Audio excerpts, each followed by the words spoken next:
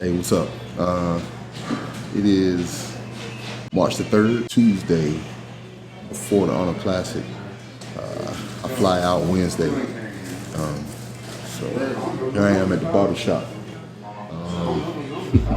I've been cutting my hair myself for about 20 years. But as I get a little older, it's starting to get a little thin. So I got to change up my hairstyle. Need the barber to kind of help me out a little bit. So come to a barbershop with a childhood friend of mine. We all grew up. The neighborhood I lived in was right down the street from the neighborhood he lived in. We went to school together. Back in the day, my brother, my big brother, the one, I wrote an article about him back in the day. He taught me about lifting weights, doing push-ups and stuff with a little weight set I had at home. Anyway, my brother back in the day was the best barber around here, ever, the best. And so he had his own barbershop, and in his barbershop, he actually was able to train barbers too. So this guy, Jerome here, he went and trained under my brother to get his license and stuff, and then they became partners, working in the same barbershop and stuff. So my brother moved on to another city. But I still, whenever I can, come by and see Jerome. So last few times he's cut my hair for me, and I definitely want to try to get straight before I get ready for the show. This is one of those things I can do to remind me of where I come from, get my focus off the show for a minute, think about back home, and think about much more simpler times. Because I get so nervous, getting ready for shows and stuff. We come here, we can laugh and joke about, stupid stuff that happened in school and, jokes and stuff from the old days. So, and that's usually what we do, gossip about.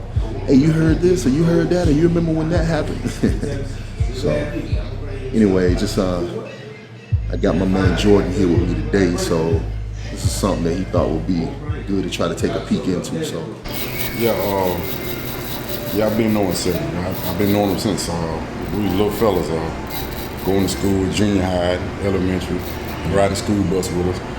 Hey, I think it was bus 7, wasn't it? I think it was bus 7. Yeah. Cause I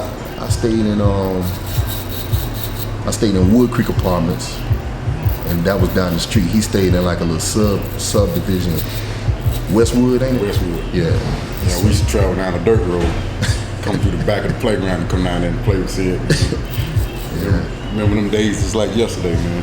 Yeah. They had one of the best little fishing creeks right beside this place. We used to love try to catch fish out of a little spot right there beside us. You can say. Yeah. I remember one day we spent about 3 days together in Sioux suspension. Oh yeah. I don't know if you remember that. One of the longest days of my life. What we did wrong? What we did wrong? I can't remember what. I just know we ended up in there together. So basically in school suspension, I don't know if they got that wherever y'all from, but when you get in trouble at school, they can send you to this room. It's like a detention, and you have to stay there, however many days they tell you got to be there, based on whatever the penalty is for what you did wrong. We call it the box, ain't it? The box. In school suspension, we call it the box. We had 3 days in the box together. So your teacher will send you all your schoolwork, and you just sit there. You're supposed to do your work, man. Most of the time, we'd be drawing or going to sleep. And that's where I remembered you from. The drawing. Yeah. Cedric can draw, man. He was excellent. What's up, man? Yeah. Excellent artist, man. I didn't know he was gonna be drawing his body when he got older. But I thought he was gonna be an artist, man. But he was an artist when he come out and sculpting his body.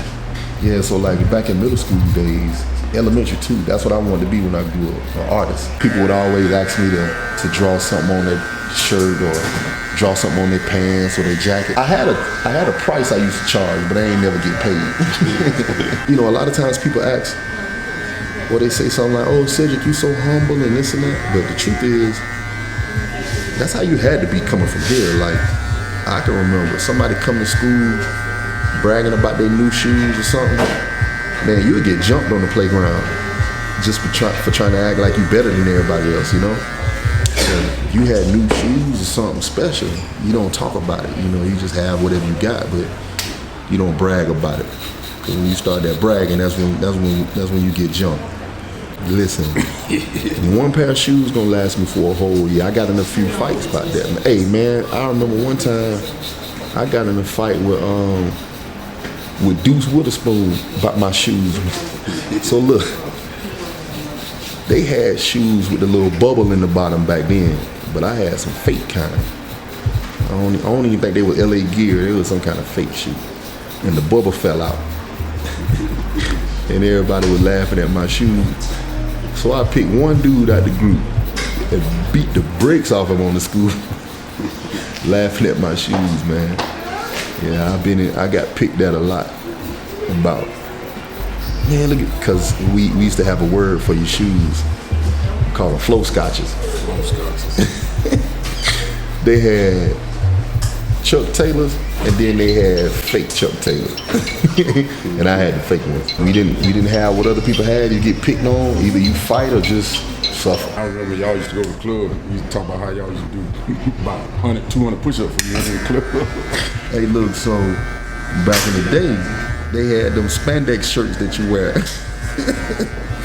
It was like a little fancy shirt, but it was spandex, right? I guess for everybody with a little muscle tone.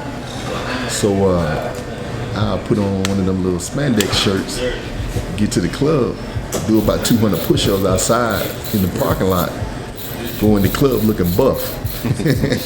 Hey, I remember one day we did that. It was probably February, maybe March. Did the push-ups, realized I locked my keys in the car.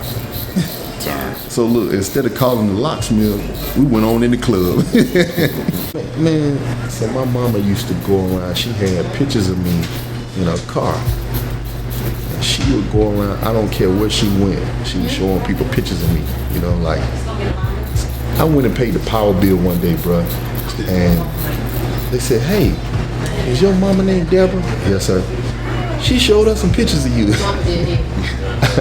I went in the jewelry store one time looking for a Valentine present or something. The jewelry man knew who I was. Yeah, your mama showed us some pictures of you. Everybody, man, she showing pictures. You know, she's proud. She's real proud of what you was doing. You know, I kind of wish, because you know, she bought me that weight set that I had at home that my brother showed me how to use. So I kind of wish, you know, mentally, she could understand what was going on now, where, you know, I actually was able to make a career, you know, and it all started from me in the room with the little weight set that she was scared for me to use, you know. But right now, you know, she got dementia and stuff, so she can't really focus. And look at the little boy, he about to get his first haircut.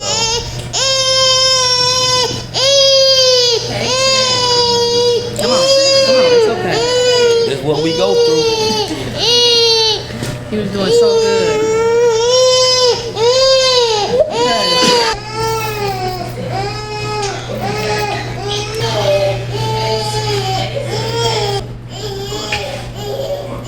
I can remember being a teenager, you know, 19, 20, and I'm in the gym looking up at like Jeff Stewart, Brock Stewart and them, Donnell Witherspoon. Yeah. I'm looking up to them, and then now they like, oh man, you doing real good, you know. And I still feel, when I see them, I still feel like that same old little 19-year-old kid looking up to them, you know. Here in this small town, we've had so many people, especially with sports, so many people that would be good at a sport, and a lot of time the streets would just eat them up, you know. Like, maybe they had the potential to be, you know, a star football player, a star basketball player, in some kind of way. You know, if you can't keep them away from the street, or if their life situation ain't well enough to where they get to stay out of the street, then the street catch them, man, you know. I can remember boys back when we was little, man, the Lancaster high school football team was like grown men. But then, and they were so good, but then at the same time having to sell dope to try to, you know, have a little money in their pocket or something. And then it end up the street life take over, you know. So they never really get a chance to try to live out their potential. And that's one of the reasons why I started this youth program, because I can remember seeing it happen with, kids that was older than us, and then seeing it in my own generation and then younger generation. So hoping to try to create something to where when kids have potential, because every kid got some type of potential, that they don't let the situation like this, small ass town, nothing really to do but get in trouble. And hopefully they not let that, take them away from all of the possibilities that life have, So, because back in the day, it was a real big factory here. And it was more than one. It was factories all over here. And everybody's ambition was graduate school, go work for the, work in the factory. And that's all you had to do. And it was a lot less trouble back then, because everybody had something to do. Everybody had a little money. But when the factories left, a lot of them moved to Mexico or whatever. When the factories left, when the jobs go away, economy go down, and everything just get worse and worse, man. Now it ain't nothing but a bunch of people with nothing to do and some drugs. And that's just it. So I'm hoping that one day everything will turn around, Instead of like Jerome, for example, he could have easily said, hey, I'm gonna move to Charlotte, bigger city, be a more successful barber, make more money, But it's something about this town. I know for me it's the same way. I could have moved to another city, to pursue bodybuilding or whatever, go to live in LA or something. But I wanted to be home, man, so whatever we can accomplish, if we can accomplish it here at home, to me that means a lot more. It's more sentimental than whatever we possibly could do out in the world while having forgot about this little town that created us, So we Lancaster for life, man.